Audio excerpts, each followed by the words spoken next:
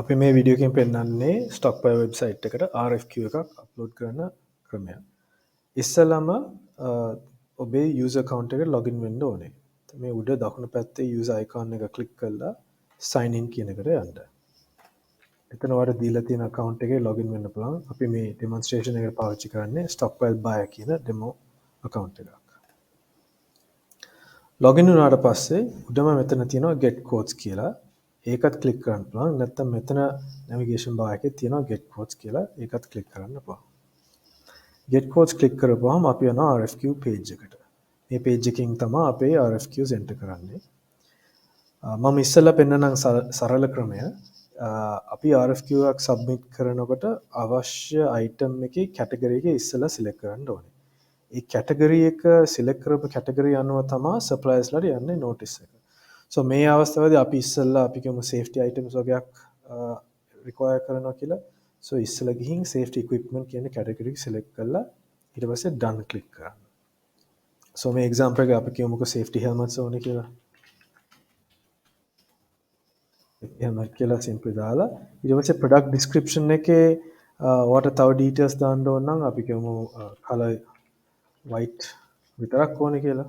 ඊට පස්සේ quantity එකක් දාන්න පුළුවන් 50 items. ඊට පස්සේ expected price per quantity මේක තමයි target price එක. බොහෝ දුරට මේක 0 කියලා තිබ්බොත් ඒ කියන්නේ target price එකක් දෙන්නේ නැහැ. නමුත් මොකක් කරේ minimum price එකක් තියනවා නම් supplier ඊට වඩා අඩුවෙන් quote කරන්න ඔයා ඉල්ලනවා නම් ඒක දාන්න පුළුවන්. නැත්නම් මේක නිකන් 0 තියලා add product එක click කරන්න. add product click කරපුවම ඊට පස්සේ පේනවා ඒ line item එකක් add වෙලා තියෙන්නේ කියලා. safety helmets 50ක් target price එක ගන්න samples not required කියලා තියෙනවා. දැන් මේකට අපේ තව item එකකුත් add කරන්න පුළුවන්. බොහෝ දුරට මේ RFQ එක RFQ එකක් හැටියට යන නිසා මේ category එකේ තියෙන suppliersට තියෙන වෙන category items දැම්මොත් තමයි හොඳ. ඒකෙන් මම කියන්නේ දැන් මේ RFQ එකට අපි waterproofing add කරුවොත් සම්පූර්ණයෙන්ම වෙනස් items දෙකක්. ඒ කියන්නේ බොහෝ දුරට waterproofing එක item එකට quote කරයි අනිත් safety helmet තියන අය වෙන එකකට quote කරයි. නමුත් මේ වගේ එකක අපි general මොනාරි hardware items ටිකක්කුත් ඉල්ලුවොත් බොහෝ දුරට ඒව තියෙන්න පුළුවන්. වෙන safety items දැම්මොත් නම් බොහෝ දුරට ඒක quote කරන්න පුළුවන් වෙයි. හැබැයි අපි නිකන් උදාහරණයක් හැටියට පෙන්නන්න අපි මේකේ general hardware select කරලා ඕනනම් අපි p-cones වගේ දෙයක් ඉල්ලන්නත් පුළුවන්. අපි කියමු 200 items ඕනේ quantity ඕනේ. මෙතනින් samples ඕන නම් yes කියලා select කරන්න පුළුවන්. ඒතකොට supplier ට දාන්නවා මේ RFQ එකට ඔය samples ඉල්ලලා තියෙන්නේ කියලා. නැත්නම් samples not required කියලා දාන්නත් පුළුවන්. ඒකත් දාලා add product click කරන්න. එතකොට පේනවා මෙහෙම items දෙකක් තෝරලා තියෙනවා කියලා.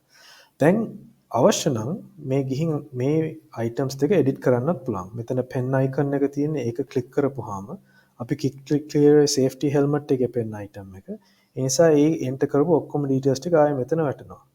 ඒක ගිහින් ඕනනම් ඒතර product quantity එක නැත්නම් description එක name එක ආයෙ modify කරලා ආයෙත් add product කියලා click කරන්න. එතකොට පේනවා safety helmet එක 50න් දැන් 100ට වැඩි වුණා කියලා. දැන් මේව තමයි RFQ එකේ තියෙන line items. ඊට වැඩි තව මොකද දාන්න නැත්නම් ඊට පස්සේ යන්න quote information section එකට. එතන quote title එක වශයෙන් අපි කියන්නේ ඕගොල්ලන්ගේ internal MRN number එකක් දාගන්න කියලා. උදාහරණයක් ඕගොල්ලන්ගේ site එකෙන් නැත්නම් system එකකින් MRN numbers තියෙනවා නම් ඒක දැම්මොත් ඊට පස්සේ වෙලාවක ඕගොල්ලන්ට trace කරන්න පුළුවන් ඕගොල්ලන්ගේ internal MRN 532345 කියන එකට match වෙන්න RFQ එක තමයි මේ දාලා තියෙන්නේ කියලා. නැත්නම් ඕගොල්ලන්ට වෙන මොකක් හරි system එකකින් උත් ඒක name කරගන්න පුළුවන්. code brief එක අපි මෙහෙම suggest කරලා තියෙන්නේ මේ information දැම්මොත් මේක supplier තව පහසු වෙයි කියලා. ඕනනම් මේ සම්පූර්ණ ඔක්කොම අයින් කරන්නත් පුළුවන්. දැන් මේ උදාහරණේ අපි project of the purpose of the quote project purpose කියලා අනිත් එක අයින් කරන්න පුළුවන්. මේක non watt the s watt කියලා අදාළ එක තියලා අනිත් එක අයින් කරන්න පුළුවන්. So අපි කියමුකෝ මේක watt register project එකක් කියලා. quotation closing date කවදද මේක අවශ්‍ය වෙන්නේ දිනයක් දැම්මේ නැත්නම් supplier ට තියෙනවා chance එකක් ඕන දවසක quote කරන්න. හැබැයි අපි මේ උදාහරණේ අපි දිනයක් දාමු. So අපි කියමු March 21ට කලින් දාන්න කියලා. ඩිලිවරි එක්ස්පෙක්ටේෂන් එකක් තියෙනවා නම් මේක තියන්න පුළුවන්. නැත්නම් අපි ඒක අයින් කරලා දාන්න පුළුවන්.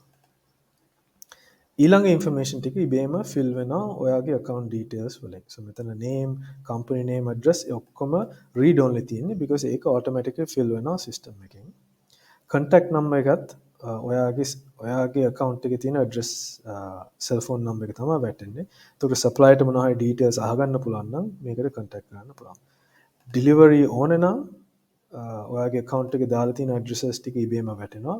delivery අවශ්‍ය නැත්නම් ඒක no කියලා ඊට පස්සේ request for quote click කරන්න පුළුවන්.